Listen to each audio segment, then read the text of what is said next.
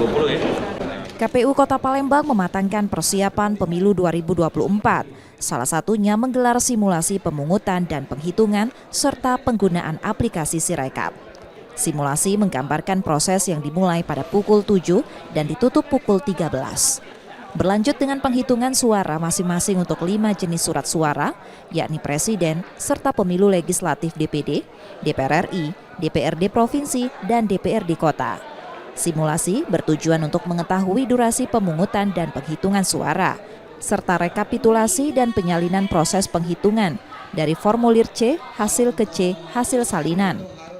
Selain formulir yang lebih sederhana, pemilu tahun ini juga untuk pertama kali akan menggunakan aplikasi Sirekap yang diharapkan dapat memudahkan petugas KPPS dalam proses penghitungan. Penghitungan suara diperkirakan dapat berlangsung sampai tengah malam.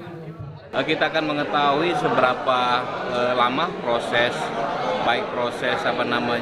pemungutan suara itu sendiri, kemudian proses penghitungan, karena ini kan ada 5 jenis surat suara, dan kemudian penyalinan proses dari C hasil ke C hasil salinan itu berapa lama, kita akan mengetahui seperti itu, dan kemudian penggunaan Sirekap dalam pemilu 2024.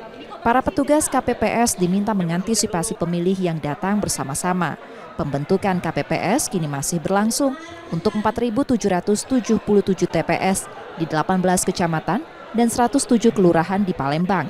Dibutuhkan lebih dari 33.439.000 petugas yang akan dilantik 25 Januari 2024 mendatang.